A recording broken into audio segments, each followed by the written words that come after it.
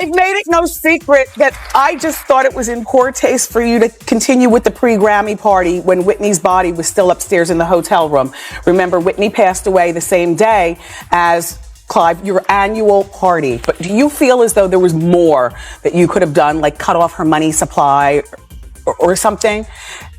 You know, you always go through that in-depth analysis. Yeah.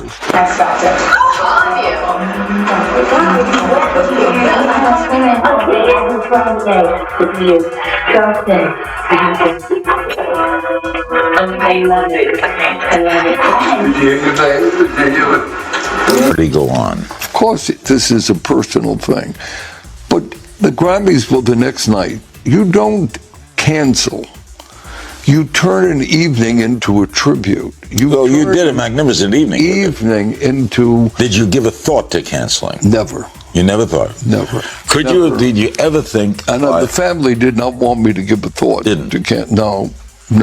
Because I was so terrorized by him. Whether he meant to do it or not, I'll never know. But he sure taught me that if you try to terrorize me again, well, we can't say that on public radio. What I may do to someone who tries to hurt me again in this business, I'm not having it. I should be respected as I respect, and I will not have someone try to ruin my spirit and ruin my career. Wendy Williams spent nearly 4 years in silence. No interviews, no statements. Nothing. Now the guardianship is over, and Wendy is reportedly telling a story far darker than anyone expected. Because according to Wendy herself, Clive Davis allegedly used his power to have her locked inside a facility, to silence what she claims she knew about Whitney Houston's final days. And here's where it gets strange. The moment Wendy resurfaces, Oprah Winfrey makes a confession of her own, a secret about Whitney she admits she buried for 17 years. Two of the most powerful names in entertainment. One superstar who never made it out, and a timeline that, if Wendy is right, connects them both. Start with what just happened.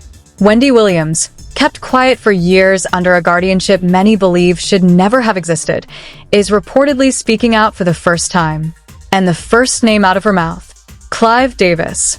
According to Wendy, Clive allegedly leveraged his industry power to have her placed inside a facility after realizing exactly how much she claimed to know about his alleged connection to Whitney Houston's death. Now follow that sequence carefully. Wendy confronts Clive on her own show, face to face, on camera. Not long after, that show is gone. Then her health collapses, seemingly overnight.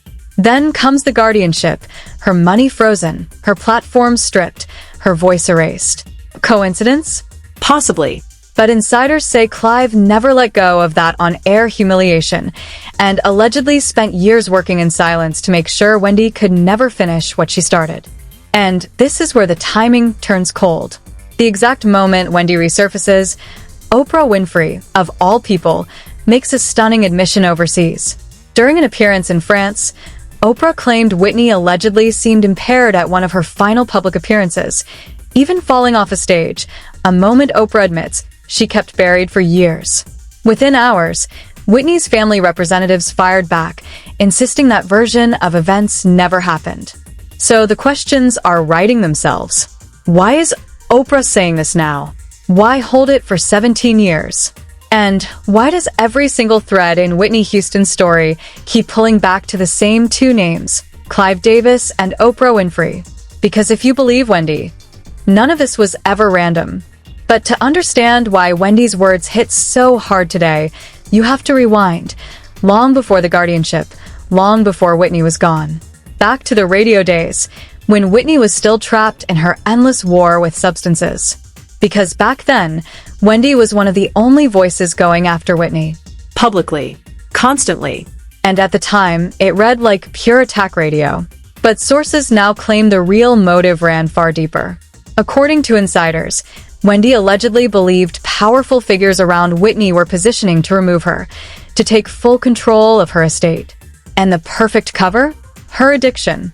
If Whitney's death looked like a relapse, nobody would dig further. Insiders say that's allegedly why Wendy never let up. The clearest moment came in 2003, that explosive radio interview. Whitney snapped, furious, convinced Wendy was weaponizing her struggles against her. But through today's lens, insiders claim Wendy wasn't attacking her at all. She was allegedly trying to warn her. No sabe. Just listen to this, y'all. You don't know what the allowance. You don't make me curse on the radio. I'm trying to be, come on. Well, Steve was saying it was from about like $1,600 a week to about $500 a week. Ask you to kiss my... Okay. He and also... so can anybody else ever think I'd do that to my mother, you low down dirty... You're very defensive, Whitney. I have to be, Wendy. You talk about me every f***ing day. Well, Whitney... Every other day. Whitney, you keep yourself in the headlines. No, Wendy. Y'all keep me in the headlines. I mind my business. I try to maintain what I got. I want to know what I'm doing all the time. I don't give a shit about what you're doing all the time. As long as you're healthy and God is blessing you and you're doing the right thing and being a decent person, I can handle that. And here's what makes this hit different. Wendy allegedly wasn't guessing. She'd spent years inside the machine, covering celebrity after celebrity who went out the exact same way. She'd fought addiction herself. But according to those close to her, Wendy got sober the moment she recognized the pattern. In this industry, when someone crosses the wrong people, they don't stay around long. And it's always their addiction that takes the blame. But flip to the other side of Whitney's world, and there stood two figures presented as her protectors. Clive Davis, the legendary executive hailed as her greatest champion, the architect of her comeback. And Oprah Winfrey, supposedly one of the only media voices Whitney ever truly trusted. Their emotional 2009 sit-down was sold to the world as Whitney taking back her story. Millions watched her sit there, vulnerable, reflective, ready to start again. In many ways, the Whitney Houston that we have seen has been a creation of the media.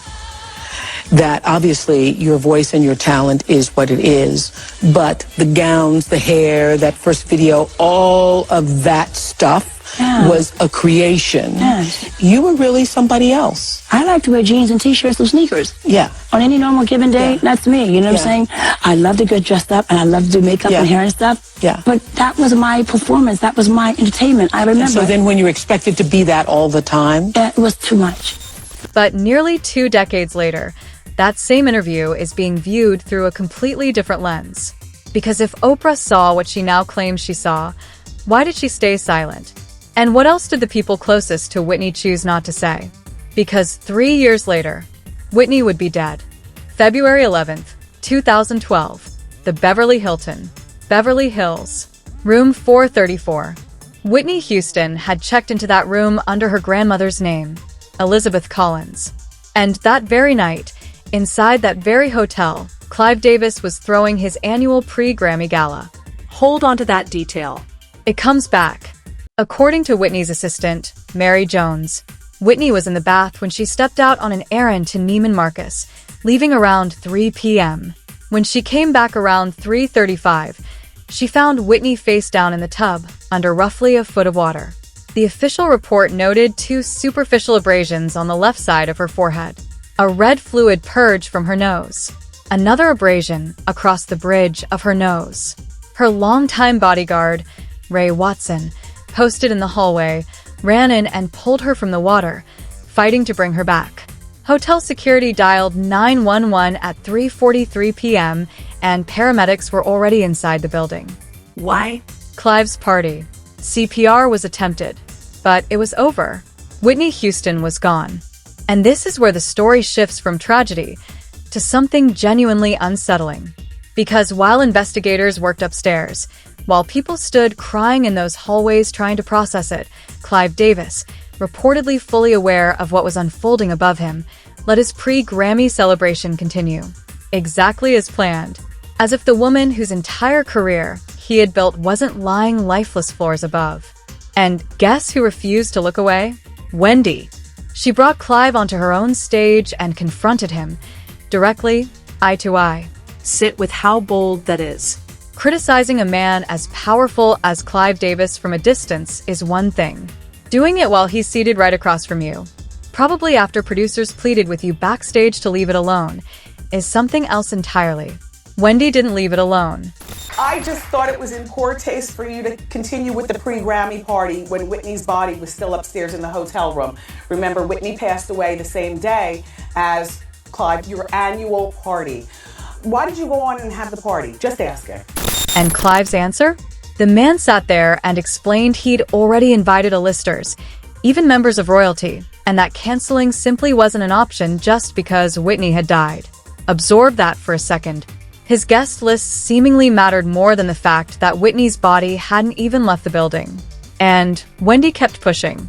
She looked at him and asked why, after years of watching Whitney spiral, he never truly stepped in to get her real help. But Wendy went further still. She raised disturbing claims suggesting Clive allegedly had ties to hired muscle connected to Whitney's death, over a rumored $1.5 million debt to a substance ring on the East Coast.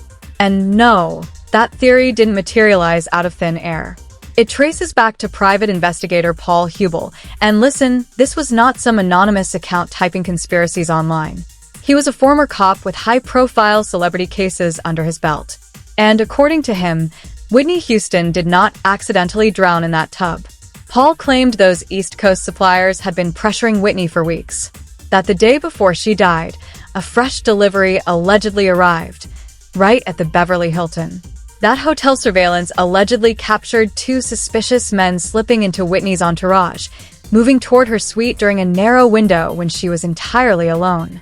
Paul believed that when Whitney couldn't pay, or wouldn't, things allegedly turned violent. He claimed her body carried marks resembling defensive wounds. Marks he says the official report never examined the way it should have. His conclusion? Someone held Whitney beneath that water until the fighting stopped, then dressed the scene to read like one more relapse. The exact cover story Wendy had allegedly been screaming about for years. And right when you think this can't get messy, Oprah walks in. 17 years after that famous 2009 interview, Oprah suddenly claimed, during an appearance in France, that Whitney allegedly seemed impaired at one of her final public appearances, even falling off a stage. A moment Oprah admits she sat on all this time.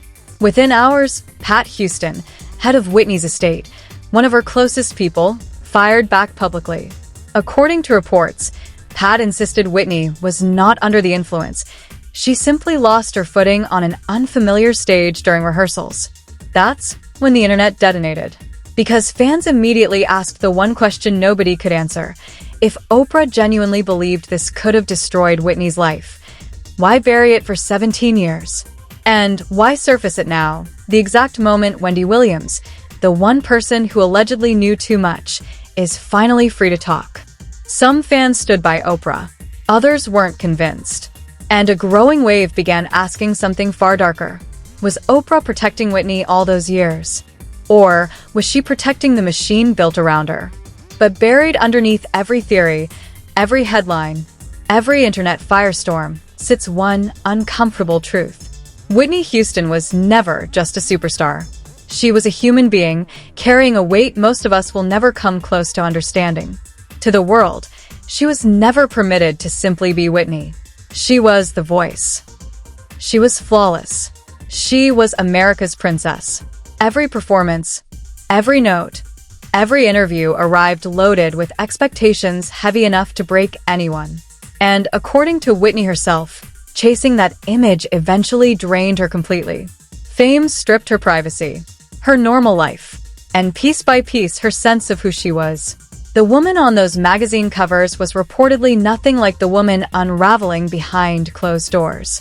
Every stumble turned into a headline. Every comeback turned into a trial. And the people meant to protect her? Insiders say they protected the image instead. And then the part of this story that still leaves people cold. 3 years after Whitney's death, on January 31st, 2015, her daughter Bobby Christina was found the exact same way. Face down, unresponsive, in a bathtub at her home in Georgia. She spent nearly 6 months in a coma before passing on July 26, 2015. Just 22 years old. But unlike her mother's case, the medical examiner would not call it a simple accident. The manner of death was ruled undetermined, meaning no one could say whether it was accidental or intentional. Her estate later filed a wrongful death lawsuit alleging her boyfriend Nick Gordon served her a toxic mix, then left her face down in cold water. Nick denied it all. Charges were never filed. And in 2020, he died of an overdose before any of it was ever resolved. But here's the detail people still can't shake. Whitney's Lifetime documentary later revealed that just one night before her own death, Whitney had pulled Bobby Christina out of a bathtub, saving her from nearly drowning. And afterward, Whitney reportedly told those around her, "Stay away from the water. The water is evil." Showed it to perform in front of the audience. She was not. Do you guys remember that interview? That was one of the last interviews that Whitney did with Oprah, where they had that interview in the auditorium. That was a special place for Whitney in her career. And that was done days before. And then in this, I think it was like a 2-part interview. And then there was an audience at the Oprah Winfrey show in studio, Harpo Studios, where Whitney, like she knew, like something inside her could sense what was coming for herself and for her baby girl. Even Bobby Brown, Whitney's ex-husband, said it publicly. He believes both deaths were orchestrated by someone higher up in the industry for alleged ritualistic reasons. A mother and a daughter. Identical endings. The same water. 3 years apart. And some people still file it under coincidence. So where does that leave everyone now? Standing inside a storm nobody can shut down. Clive Davis, once untouchable, once crowned the genius behind Whitney's rise, is now drowning in renewed scrutiny. Those old clips of him defending that party are being replayed by the millions, and this time, the internet refuses to move on. Fairly or unfairly, his name is welded once again to the darkest chapter of Whitney's story. And with Wendy allegedly free to say more, insiders say the people around him are reportedly on edge about what drops next. Oprah isn't escaping this either. The woman once regarded as Whitney's most trusted confidant now faces the single question she can't seem to answer: why now? Some fans still stand behind her, insisting she only shared a painful memory. But others believe 17 years of silence speaks louder than any confession ever could. And Pat Houston's public denial only deepened the fracture, because now, even those closest to Whitney can't agree on what's true. And Wendy? After years of being muted, mocked, and sealed inside a guardianship most people now believe was suspicious from day one, she's suddenly being crowned. Her old clips are exploding online. The woman the industry allegedly tried to erase is now trending as the one person who saw it all coming. One viewer captured it perfectly. Wendy said what we were all thinking, and we were never the minority. That party going on with her body in the building was more than bad taste. Another wrote simply, "I'm glad Wendy stood up to Clive, because nobody else ever did." The perception has flipped. The protectors look suspect. The messy one looks like a prophet. And somewhere in the center of it all, Whitney's case sits closed. For now. Now. And this matters. Everything here remains alleged. But if even a fraction of what Wendy is claiming holds up, then Whitney's case doesn't just deserve attention. It demands a second look. Because a mother and her daughter died the same way, in the same water, 3 years apart, and the same powerful names keep orbiting both stories. Wendy tried to warn us. Whitney tried to warn her own circle. And nobody was listening until now.